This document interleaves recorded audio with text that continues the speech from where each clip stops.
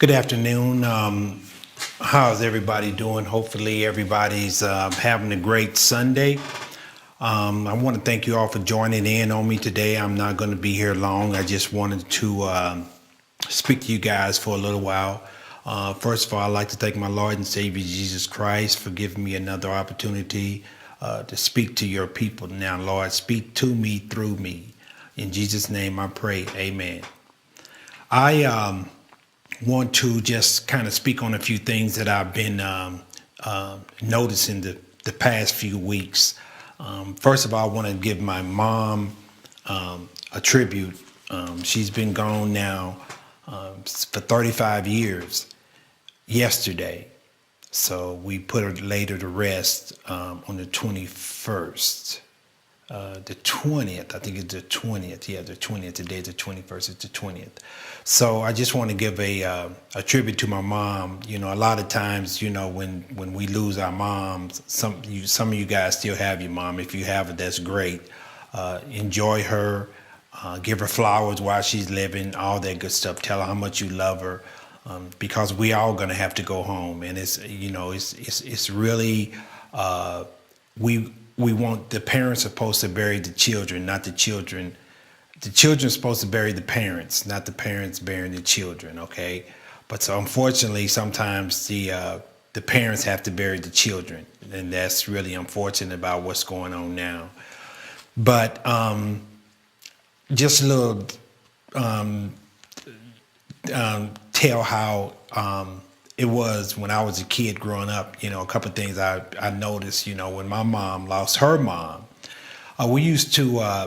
we had a rose bush on the side of the house, the front porch, and it would bloom by around Memorial Weekend. So, you know, she used to, you know, get flowers, roses, and she used to like cut them, and we take them to the cemetery. I was like about 9, 10 years old when we used to do that every Memorial weekend, and we used to take them out, you know, put them on her gravesite, that type of thing. So I didn't really understand what she was going through because I was like 9 years old. I was just, you know, okay, that's my grandma, which, you know, I was like the last one there seeing her alive before, you know, she passed. I kind of ran up to the room. First time I ever seen a person with their eyes open. I thought, you know, she was just laying there, but she had passed, and they went up and, you know, like closed her eyes, that type of thing. So me and her used to always walk up to the. I remember I was like 5 years old. I was just in kindergarten when we used to walk up to this grocery store up on like 30th and Prospect. For those that we were talking about that on Facebook one time. For those that kind of remember, I forgot. I can't think what, you know, exactly the name. I think it was Cat's Drugstore, that type of thing. But we used to walk up there a lot when I was real little. But until I actually seen when I got grown.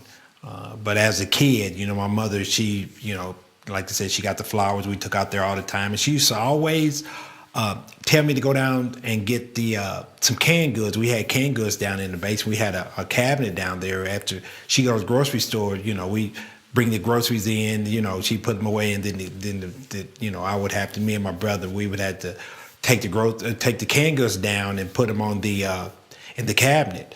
So she would like tell me to go down and get some canned goods, and I go down and I come right back up with the canned goods because I can go back outside and play.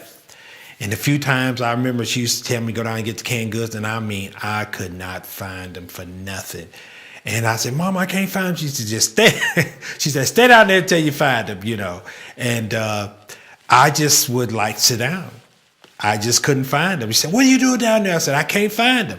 She said, boy, if I go down there, if I find them, you ain't going back outside. And she go right down there. She move a couple cans out of the way and pull it out. She looked dead at me, you know, with that side eye.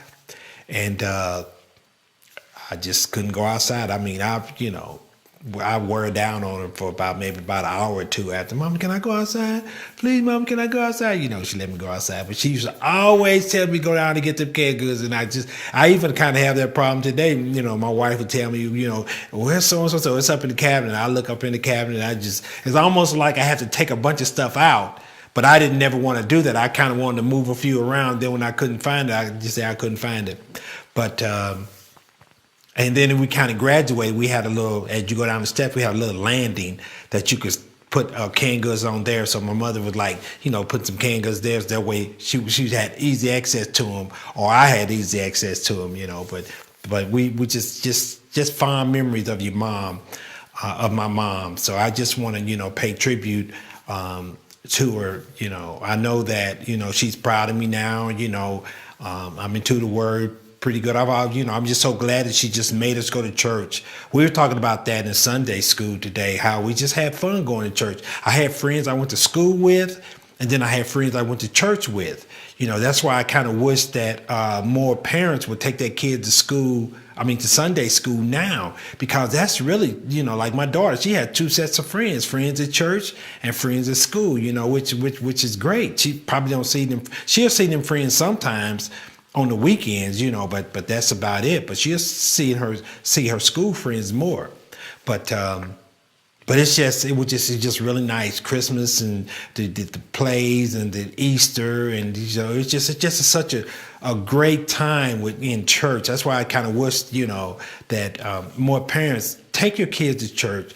We had a husband and wife came to our Sunday school this morning, and their kids was in Sunday school, so they went on ahead and came to Sunday school in our class. So we just have fun in our Sunday school class. We pray for each other. We laugh with each other. We study the Word with each other. It's like every day, you know. But I feel so good when I'm amongst Christians for that day. But when Monday through almost Saturday comes, then it's a whole group of different people. So, but I've learned to deal with it. I learned to deal with it. So, you know, but it's nice when you can, you know, talk about the word to certain people during the week, which I do. You know, it's just not on a consistent basis, but it needs to change because things are changing, and we need to change with them because times are, I mean, they're turbulent. These times are turbulent. So we really need to really open God's word. That's all I really tell people to do is my three things: open the Bible, open your mind, open your business. Because I feel like that if God blesses us with the business or opportunity to have a business, if we seek that business without Him, we might be on sinking sand. But if we seek that business with Him and in His Word, He's going to bless us. You know, we've been on the Daniel fast, and tomorrow, thank God, I'm starting up my coffee pot Tuesday morning. I thought it was Wednesday morning, but we started New Year's night at midnight. So I get to, you know, get my coffee pot ready tomorrow night. My coffee pot gets ready because it comes on automatically. I got a timer on it. So Tuesday morning I'm having coffee. I hadn't had any coffee, no whites, no breads, you know, no sweets, you know, pretty much. And I have to admit, I got blessed. I totally got blessed. I'm not gonna go into depth with it, but you know, just doing the routine things that, you know, that you letting God know I'm gonna sacrifice this for you, and you just never know when it'll happen. If it happened 2 months from now, I'm okay, because I know something's gonna happen. God is gonna bless me. But I really got a blessing today, and I'm so grateful to God that that I'm able to participate in this Daniel fast, and it helps me. And shout out to baby girl. Baby girl wants to get her weight down. I mean, she got on the we got a little machine at the house down here in the basement. She got on that machine every day except Sunday. We don't do anything on Sunday except go to church. That's it. I said, you don't work out on Sundays, but every day. Now, she's been working out 3 days a week, but I said, with this Daniel fast, let's double it. You exercise every day. And she thinks Wednesday is her, Tuesday is her last day, and then she go back to Thursdays and Tuesdays, Thursdays, and Saturday. That's her 3 days. But it's Tuesday morning when she works out. Then she goes back to Thursday. So, but it's just kudos to her. But what she has learned was determination, because I mean, she has homework almost till like 9:30, 10 o'clock, and she sits down about 5 in the evening when she comes home. So she does homework almost. I get home like 8:30, 9 o'clock. She's still doing homework, but she gets up and she works out, give me my 15 minutes. And when, you know, I got a camera down here and I kind of get on her, you know, say, okay, give me some legs. It's time to work them legs, you know. But she doesn't understand that has given her determination. See, these are the things that help you get up and go to class when you're in college instead of laying around. So kudos to her. She might, well, she won't see this video because Facebook kicked me off. Okay. I play music, which I said before I got a subscription, but I was like testing it just to myself, just to see what it's going to be like. Facebook, they kicked me off. Said, we got a copyright protection, but I paid a subscription for copy-free music. So it's supposed to be free, but nevertheless, I'm on YouTube now. And I'm getting ready to, you know, I'll go ahead and record this, and then I'll upload it to Facebook, that type of thing. Then it'll have my music on it. They already kicked me off, so, you know, it doesn't matter. But I probably, every time I say I'm going to come back to YouTube, I end up going back to Facebook, because Facebook is so convenient. All I have to do is just hit. But with YouTube, I don't think my video is live. I'm supposed to be live, but I don't think it's live. But, you know, I'm going to go ahead and record the video, and because I record anyway every time I live stream, I record anyway. But I just want to kind of share that with baby girl. She you know, kudos to her. She got up, you know, worked out every day, and then she's going to get a blessing too. She's going to get a blessing too. So I just you know, so glad that, you know, that we participate in this twice a year. And we do need a cleansing right after. I mean, I was eating everything right before. Over the Christmas holidays, I mean, I was eating everything. But, you know, pretty much, you know, they talk about detox. This is detox. Okay, if you just cut out and just vegetables, it's all, I mean, you know, I had nuts and raisins. You know, as soon as I got home from church, I had nuts and raisins. You know, the wife got the salmon in there and probably have some potatoes for dinner. But it's just a sacrifice, and I'm just so glad that, you know, we was able to do it. Those that didn't, I mean, I'm okay with that. That's your life, okay? But this is what, you know, that we're doing, the Mitchell household. So we participated in it twice a year. I think we got another one coming up. I think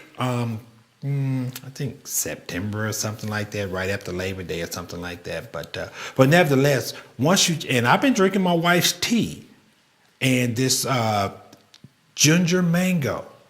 I mean, I guess it's something in that ginger that kind of gives me a kind of an uplift, but it's caffeine free. It's caffeine free, and my wife kind of gets on me thinking I can use it twice. I said, look, I'm withdrawing from coffee, so you tell me use one and then use it. I said, now, you know, I use 2 of them, you know. So, but I mean, but the flavor, you know, the flavors, it's pretty good. It's pretty good. I'm kind of getting used to it. I might,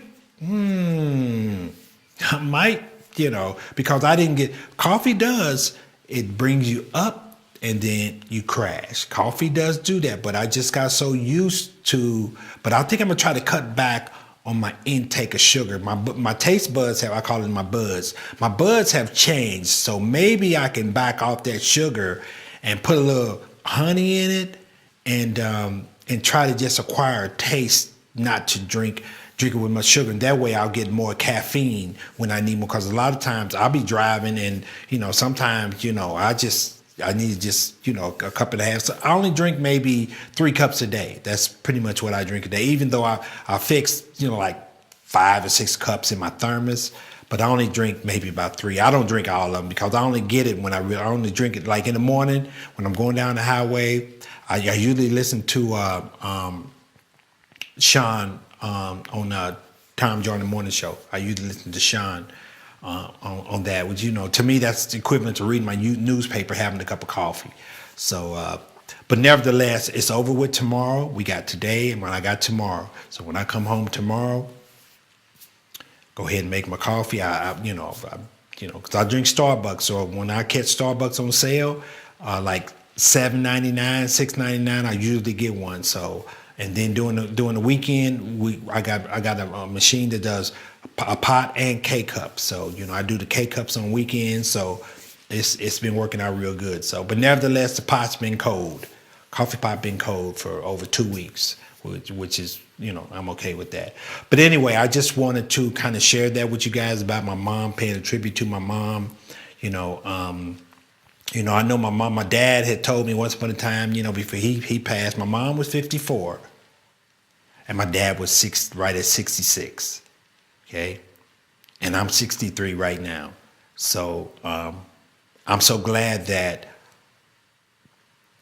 they took me to church. That's all I can say. Because in Proverbs, they say, train a child in the way they should go. And when I got in my 20s, which if you're in your 20s or 30s, when you listen to this video, if you can embrace God's word, when you get my age, you've been into it so long, you kind of been blessed over and over and over, because God, he blesses the ones he loves. He disciplines us and he blesses us. So I knew that I wanted to, change, but change was it's not easy. Anything you do is not easy, but if you really want it bad enough, it'll happen, and it happened. So I'm just glad that I got back into church, and I'm very active into the church, and my mom had told me once upon a time that her dad owned an ice truck, and I just knew that was in my blood. And when I was in my 20s and 30s, I always wanted to open up a business, but I just, pretty much, I guess, procrastinated. But it came a point in time that, God said, well, look, I've kicked you pretty much out of a job. What are you going to do? So once I got fired from a job, I kind of okay, and I kind of went that path. But it just wasn't nothing like I went and got a business loan, and because I went to the Small Business Administration, and they kind of gave me the runaround and this, that, and other. So okay, well, it ain't gonna it deterred me, but it's not gonna stop me. So right now my business is going. I'm live streaming. I'm getting ready to do a couple other things in 2018, and it's really awesome how God connects me to different things, and everything is really looking bright, very bright for 2018. So I'm kind of glad that, now that my mom had told me that her dad, had ice truck, I'm kind of glad that I finally, if I don't do anything else, I always wanted my business. So, renew my business license, renew my LLC. So the only thing I got to do is start getting ready to do my taxes before April. So that's a long haul, but it happens every year. It's going to happen. So it's moving forward. I'm cleaned out a bunch of stuff. I'm getting ready, and so I'm kind of happy with that. But I'm gonna just share some things with you before I let you go. We fed the hungry on Martin Luther King weekend. And when we left, it was a couple of people riding back with me. And this lady named Miss Carey, she's retired from Grady Hospital, very helpful. She knew a lot of now we went to Hurt Park, okay, because we went there last year. And she took us because once we left Hurt Park, we still had some stuff left. So we went to 2 other places. And those people were just so glad to see us. And which I'm kind of glad that Miss Carey was there. I knew one other place we went, where she took us, but this last place, right behind the King Center, I think it's the one that they just built. And I got a nice shot of downtown, because we was right off downtown where we were at. And some nights, the high rises. But when we left, this is the highlight that I'm making. When we left, and this is tied into what I'm getting ready to say about the mayor of Atlanta, Keisha Lance Bottoms, she won. But what I'm saying about this in the future, I think this might be the last mayor of Atlanta. If she gets 4 more years, I'll be surprised. I don't think she'll do the 4-8. I'm gonna tell you why. because when we came up Memorial Drive, which I'm glad, I really didn't want to go the streets because I figured, I didn't really, I know my way around somewhat, but I hadn't been off Memorial Drive that stretch all the way out, because Memorial Drive goes all the way out right past the church. So this one lady that was riding with me, she said, well, going out Memorial Drive, it's only going to take about 15 minutes. I said, okay. We got on Memorial Drive off, I guess it was off downtown or something, where Oakland Cemetery is. If any of you, that's listening know where Oakland Cemetery is. I mean, it was nothing but high apartments. I don't know whether they're going to be high rise or what, but there were apartments. Block here, apartments. Go another block, apartments. Go a couple of blocks, apartments. Go up a couple more blocks, apartments. I mean, by the time we got close to the church, I've seen about 8 projects going up, 8 apartment projects going up. Now, when they build these projects, that's pretty much tax base for the city of Atlanta. I get that. But there's also the income that's coming into town, because this one lady that was riding with, she said half the people that live in this area are not going to be able to afford them apartments. So that lets me know it's going to be higher income people coming in the city of Atlanta. It's going to be some blacks coming in there, don't get me wrong, but it's going to be a lot of white people coming in there, which a lot of white people, even where my church is at, in the late 80s, early 90s. I got here down there in 87, but right at 1990 to 92, 93, they used to call 4 blocks down from my church, Little Vietnam. I mean, it was just pretty much just shooting, but but it was a golf course right there. And I guess they just waited it out. I don't know what they were waiting, but they waited it out. Now that, you've got houses going up now off Memorial Drive, you got, all these apartment homes going up. Grant Park, it wasn't enough white people in Grant Park. So that's how Keisha Lance Bottoms got in, but she got in probably less than 1,000 votes. She won that election less than 1,000 votes, 2,000 for sure. Okay, so that let me know that if these apartments go up, and we're talking about just in this concentrated area, I don't know about any other area where they have apartments. I'm pretty sure they do. Because coming off down back of downtown where the Dome is at, and then you've got the Phillips Arena and all that stuff, you got a lot, and it's not a lot of land, so they got to go straight up with it. But I guarantee you, it's probably going to be 50% white people coming into the city of Atlanta just in that area right there. So with that right there, if Mary Norwood or somebody else runs in the next 4, now, if the people in the city that haven't been voting because they feel like they disenfranchised, if the Democrats get their base right and get them really, if Keisha Lance Bottoms really, but she has to worry about the city opposed to kind of deal with that voting thing. But if they energize these young people, maybe. But even if that happens, Keisha Lance Bottoms next 4. If she does 8, that's it.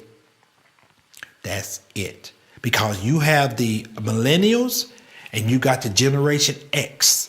I guess the Generation X is like 25 and the millennials go to close to, I think, 40.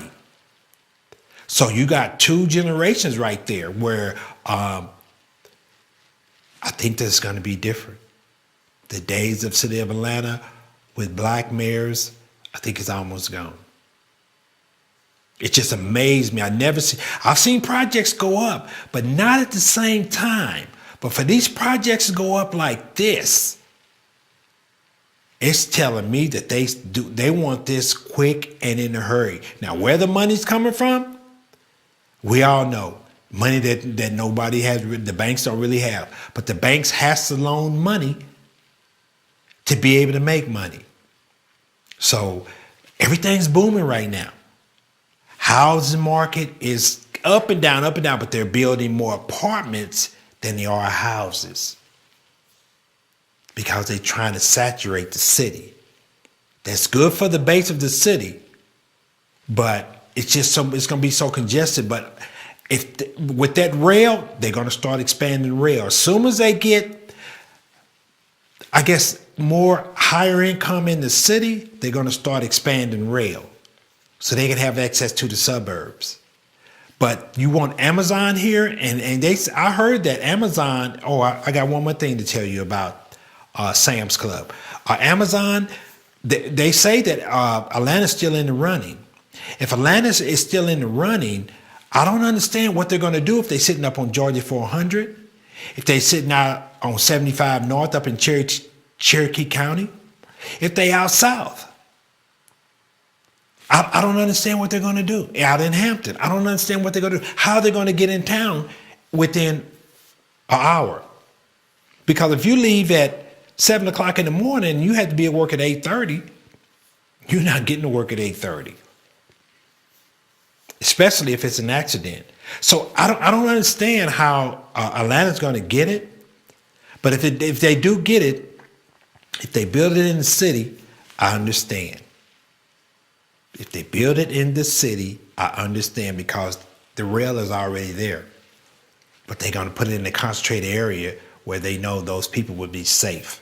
Because you just have the have and the have-nots. Now, how, it's just that certain people that's all they want, is just bare minimum. That's all they want.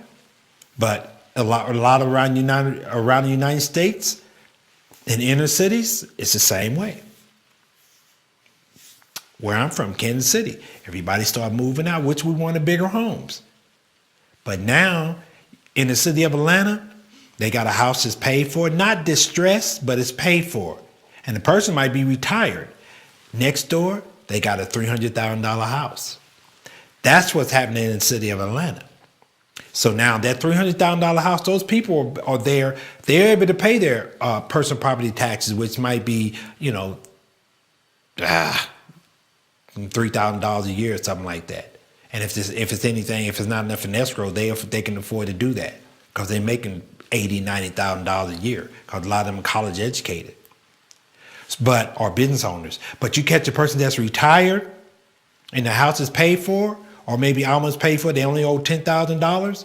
They say the price of your house has went up, and they either going to have to, if they want to stay, they got to pay those taxes. If the house is paid for, they got to pay them taxes out of their pocket. And they're retired. So it's really and nobody's going to fight for these people. I mean, when you start 20, you get your house was like $50,000 when you was like 30 years old. You paid your $50,000. Now a car is $50,000. But your house is paid for because you stayed there. You took the rail, you took the bus, you worked downtown. But it's changed now. It's not really fair for the people of Atlanta to be able to because it's been going on when Shirley Franklin was in office.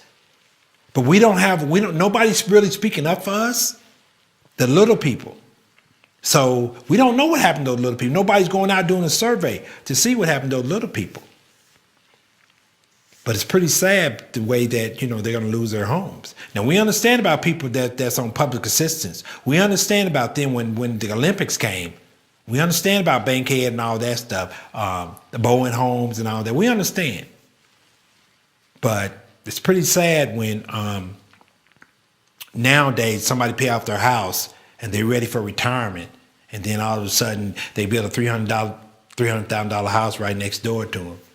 And that's what's going on. I told my pastor in men's Bible study yesterday, I said, something told me to drive, and right in back of our church, I drove down the street where they had at the main street on Candler Road, they have $300,000 homes, and the arrow pointed that way. I drove down that street at least about maybe a mile, maybe 2 miles. I mean, it's deep going down that way. I mean, I've seen every bit. The house is already built, maybe a couple more still going up, but I've seen every bit, 15, 20 homes, $300,000. They not really wide, they going up. So that's what the city of Atlanta is doing. So if Keisha does 4 more years, I'll be surprised. But if the Democrats get their base straight, maybe. But after that, that's it. But I mean, that's fine, because the bottom line is everybody's out here to do a service and to get paid, or to get a job and to get paid. It's just the type of job you do and how much money you make. See, that's the whole key. So you really have to kind of figure this thing out. Life is not easy.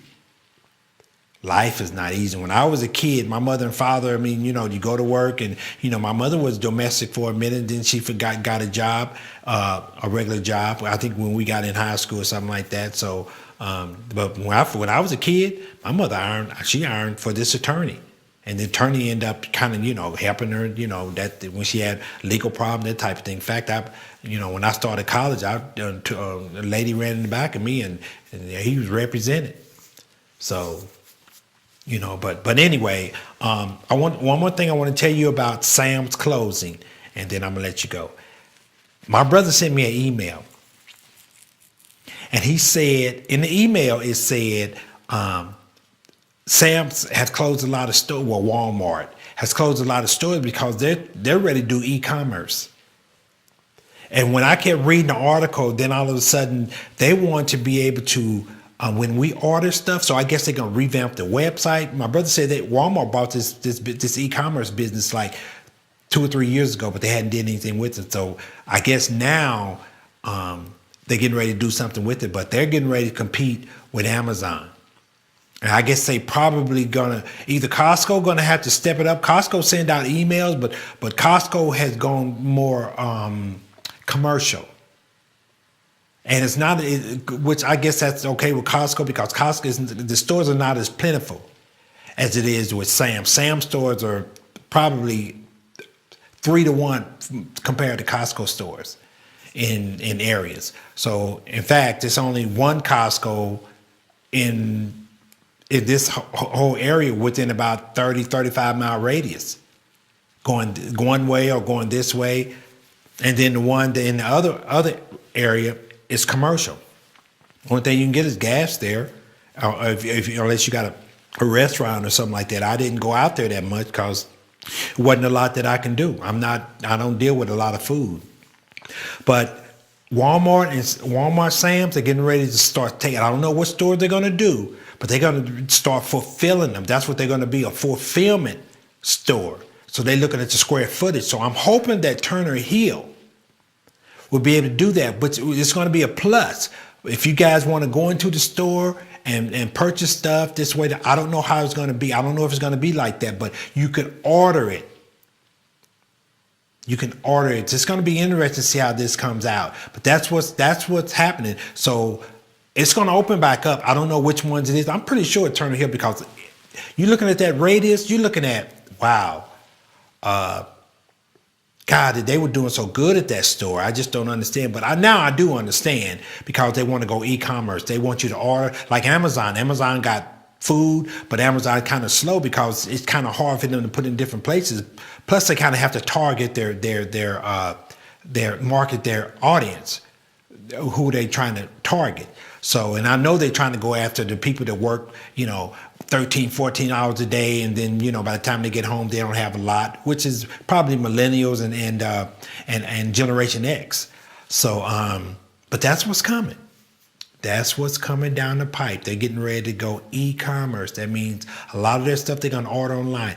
I like ordering online with Sam's more or less Walmart. I didn't. Walmart just had a lot of stuff that I really didn't, because let's just throw cheap stuff out there so they hurry up and buy it.